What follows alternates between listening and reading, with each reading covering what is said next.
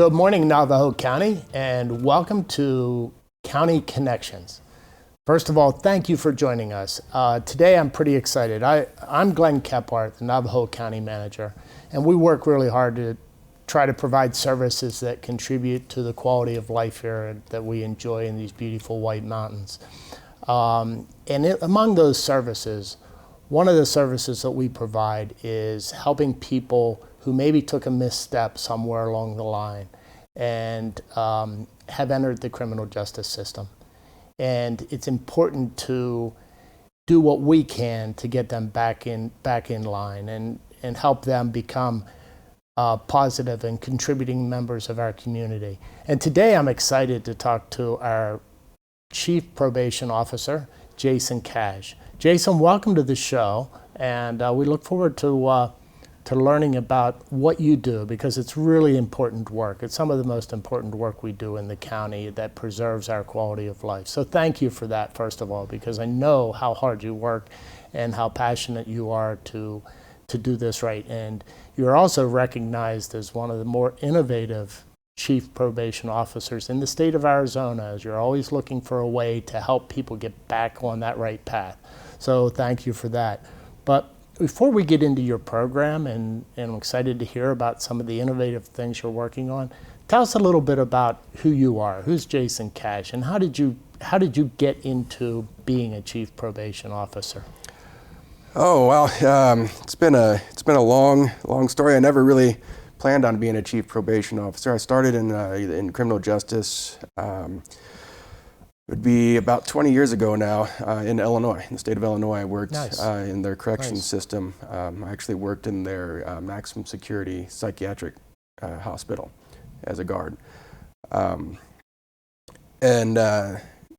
where I really started getting that passion for working with people. But the problem there was the people, unfortunately, that were in that facility were just, there wasn't much you could do to work with them at that point.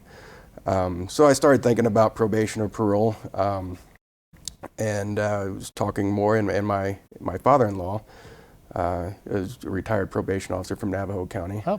My wife is originally from this area, so we decided to move back this direction and try my hand at probation. So I joined the department in 2011. 10 years this year. 10 years, yeah. 10 years this year. Congratulations. Worked with the county from 2008. Took me about 3 years to get on with the probation department.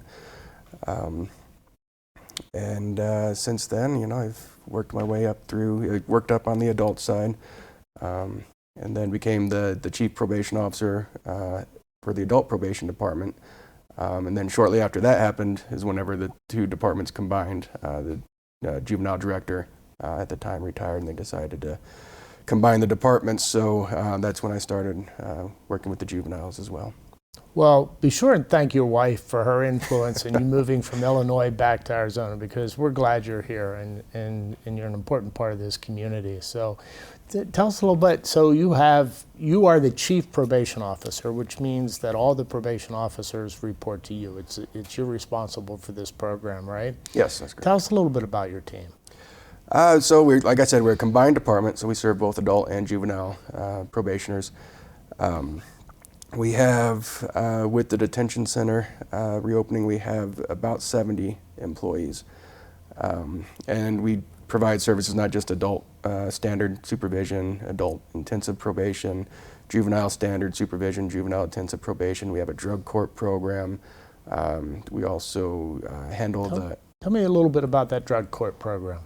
Right, so the drug court program is, it can be used either pre or post conviction, so people can be diverted into the drug court program even before they're convicted. That's an option.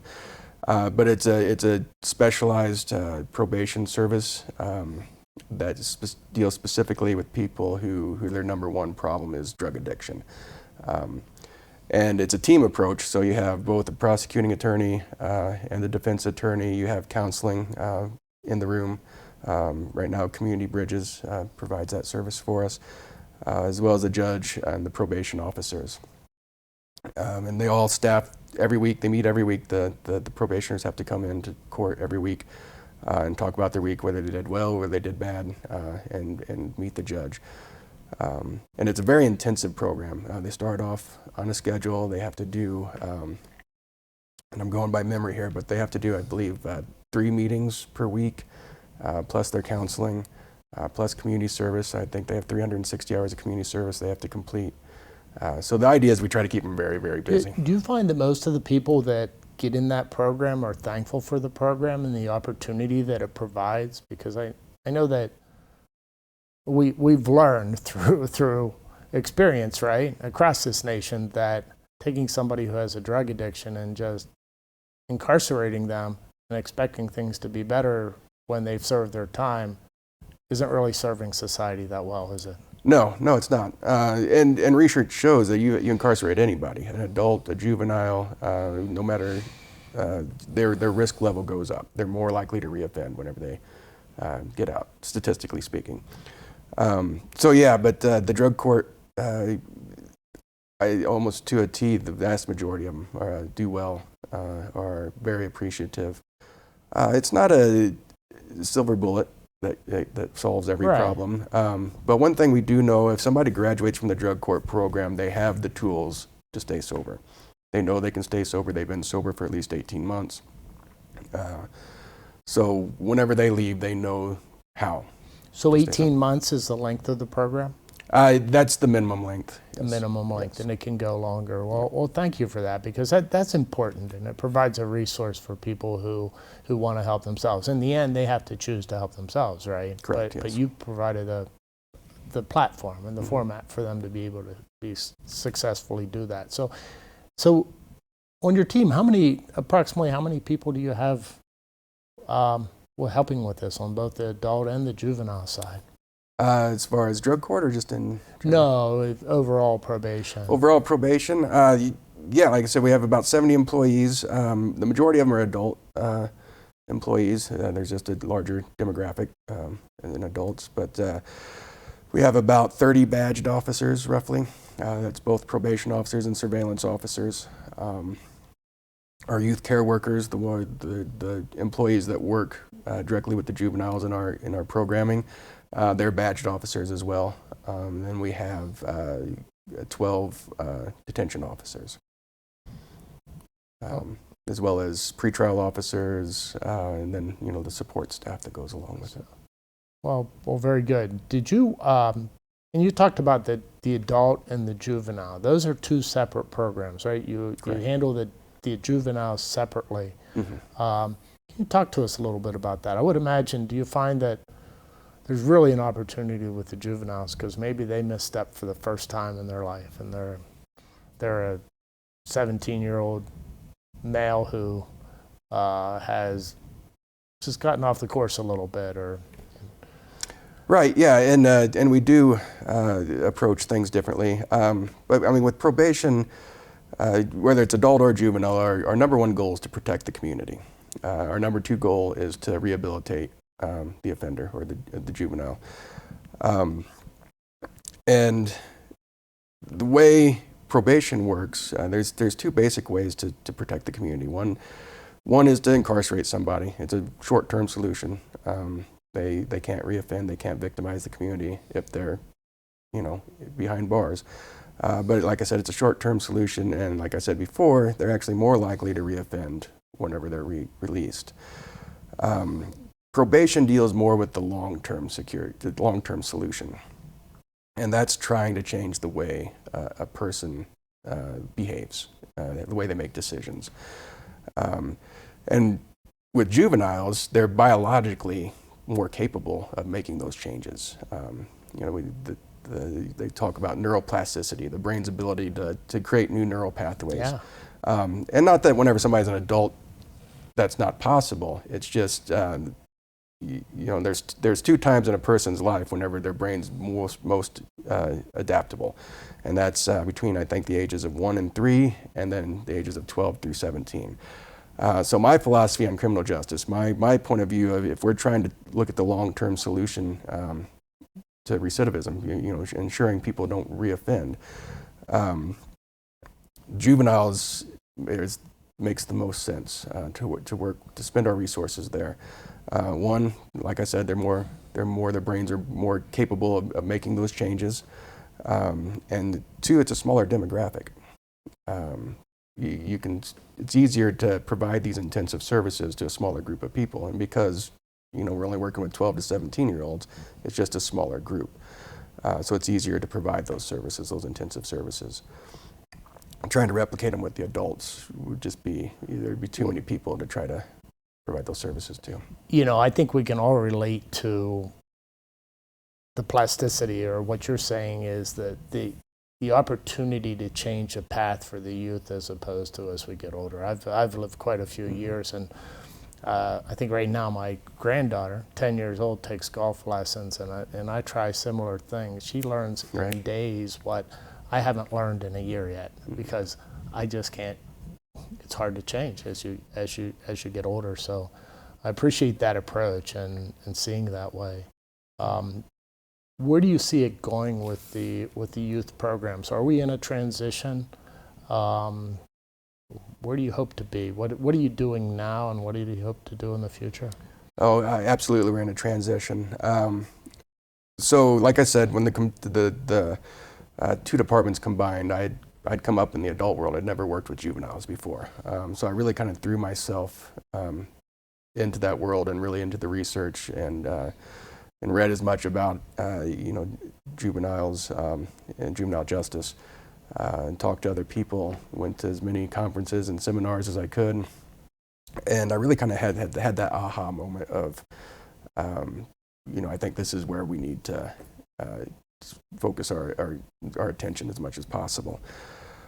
So yeah, we are taking a fresh approach. At the same time, whenever we combined the departments and I became the juvenile director as well, they made the decision to shut down the detention center. Right. So they really gave us an opportunity to really kind of take a step back and look at how we're going to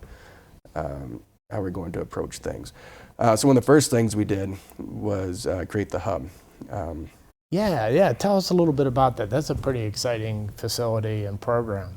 Right, so the hub, it stands for Hope, Unity, Belief, Center for Success, and the original, I call them hublings. Hublings? Yeah. Hublings? Our hublings.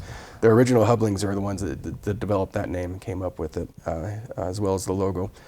When you say the original hublings, is that the youth? Yeah, the youth. The youth who you were serving helped develop the facility and design the way that it should be, along with coming up with the name. Yep, absolutely. They helped everything from the name to painting the walls to picking out what kind of programming and equipment they wanted. Well, that's exciting. I imagine that's so much more successful than a bunch of us adults saying, here's the way it should look. Oh yeah. Let the youth we're serving partially design it, right? Right. Great. So tell us a little more about that program. Is it you're seeing successes? That's been a few years, right? That's been like 5 years ago? About 4. 4 years ago? We had our official grand opening right at 3 years ago, but we were building it for about a year before we had our grand opening. But yeah, it's been great. So what it is, it takes a strength-based approach. So we're trying to divert kids away from detention center. Again, if they go to detention, they're more likely to reoffend. So we're looking at ways of increasing supervision while we're actively trying to lower that criminogenic risk. So it's a high school. We're partnered with the accommodation district, so they go to school 4 days a week, Monday through Thursday, and then after school they come over to the hub side where they have the life skills, and we start trying to develop those strengths, help them find new strengths, pro-social activities, and try to keep them around as many pro-social people as possible. So that goes after school, Monday through Thursday, and then all day on Friday as well. And there's all sorts of programming. We have a music room. There's life skills. Where they learn to cook. They do a lot of cooking. That's one of their favorite things. Awesome. What's your favorite thing to cook, or does it vary? Oh, they've done a lot of baking, or a lot of baking, and they got some really amazing equipment. I mean, they make their own pasta. They have their own pasta machine. No, So that's awesome. They've made sushi before. Wow. I mean, yeah, it's not just it's not just the simple stuff. They get pretty creative. So you're teaching them life skills at the same time. Absolutely. Or yeah. And there's, and it sounds like it's all fun and games, but there really is a scientific approach that we're taking. When we look at criminogenic risks, there's 4 main criminogenic risks that really have criminogenic risks. You need to step back on that one a little bit for me. What does that term mean? What are you talking about? Criminogenic risk factors are factors that are present in somebody that makes them more likely to commit a crime. Okay. So we do an assessment What's an example of a criminogenic risk? So the number one criminogenic risk, the number one driver of criminal activity is their attitude, the way they see the world, the way they make decisions. So if somebody thinks it's okay to shoplift, they're more likely to shoplift. So, that's a good example. Okay. And I imagine those risks are determined by multiple factors. One could be family life, but sometimes not family life. And sometimes they come, from the family does the best that they can. It could be drug use, right? Drug or alcohol use. It could be peer pressure, right? Yep. And so you're doing great. Peer pressure, peer relations is the number 3 risk. Family circumstances is the number 4. And when I'm saying the rank is how they correlate to their impact. Number 2 is their personality. And then substance abuse, number 5, and it goes on. So you're getting to the cause of what contributed to them stepping into a world that we hope that we can bring them back from. Right. Yeah. So what we're trying to do is we're not just trying to entertain them while they're there. We're actually actively working. There's a science to it. Actively working on trying to lower those risks. And I would imagine too. And tell me, and you had mentioned that you tried to avoid the incarceration. Sometimes that's necessary for public safety, but if there's another alternative, and it occurs to me that the first time in incarceration can be a deterrent to begin with. Certainly was for me. I never wanted to end up incarcerated, and never have been. But it occurs to me that once it happens, that happened. The second time, it's less of a big deal. Right. And eventually it becomes, well, this is my life. No big deal. Lock me up, right? And what did we achieve? We haven't helped the person move into a different way to live. Right. Yeah, and a lot of it depends on the environment that the youth is in and the resiliency factor. So, you can have one kid who gets in trouble, makes a mistake, is detained, and comes out. And for whatever reason, they have, family that supports them, teaches them that that's not who they are. They have those resiliency factors. They're in sports, whatever it is. Those resiliency factors that help them learn from that and say, I don't want to ever do that again. If those factors aren't there, a kid's more likely, like you said, they've been there. This is who I am. This is what my life's going to be. It becomes less of a big deal to them. So that's another thing we really work on at the hub. Also, if we have a kid coming out of detention, is to try to build those resiliencies, those preventive factors. I call them that as well. I realize it's early. You mentioned 3 years, and that's not a long time to change a whole culture and the way that people are treated. But are you seeing a trend of this new method using the science and trying to teach the life skills as having positive effects? Are we on the right track? I believe so, yeah. Everything we have is anecdotal at this point. I don't have any hard data yet. Yeah. And COVID definitely kind of slowed things down, and so we have a big gap of data in there too. But for example, one of my staff reported back to me that they saw, again, one of our original hublings, who came in as a very high-risk youth. And right now he's down in the valley. He's working at a hospital. Don't know exactly, some kind of med tech position. Doing great. Living a good life. I see kids that we've worked with in the past in the community, and most of them are doing really well. And they they come back and tell us how much they learned and how much they appreciate the services that they got and the staff. We even had a youth that moved out of state, and he still calls staff from the hub to ask him questions like you would a parent, he has this thing going on in his life, what should he do? So yeah, we're definitely seeing positive results for sure. That's awesome, and I would hope too that that becomes a great group to recruit from, because if they've been through the program and they understand what the youth are going through as they become adults, but they worked through it, to come back and be part of your program. So I guess I would put out the call to any of you youth who have been through that program and are watching this show. Consider this as a line of work. We'd love to have you and your knowledge and your expertise, and congratulations to you for working through a tough time and getting to a better place. Your community thanks you. Yep, absolutely. So, anything else you want to say about the hub? Is that pretty much? Yeah, that's in a nutshell. We just try to throw as many pro-social people and pro-social activities at these kids, keep them busy, work on those preventive factors, and try to really change, like I said, a lot of their attitudes and how they see the world.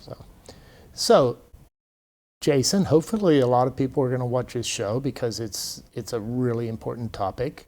I believe it's one of the most important services we provide as Navajo County, because it can make such a difference for not only the individuals who you're serving, but the community who you're working to protect. And so thank you for that. Any suggestions on how the community members maybe want to help support this program? Yeah, I just right now we're in a big hiring drive for our detention center.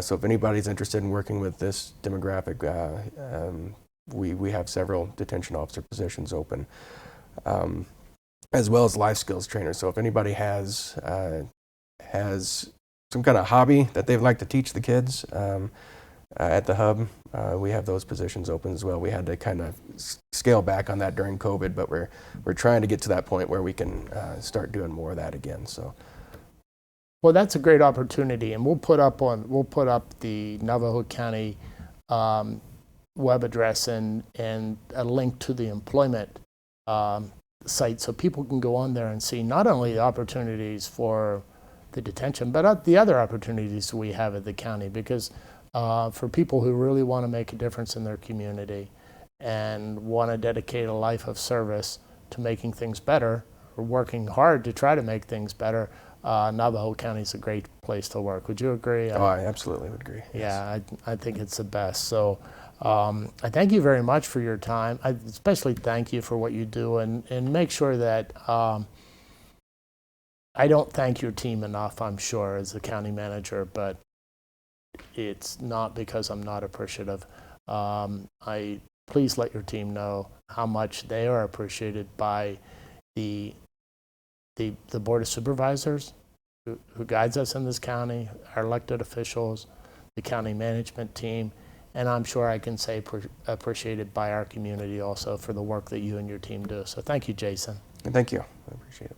Well, thanks again, Jason, and thank you, Navajo County community, for tuning into County Connections. It shows that you care.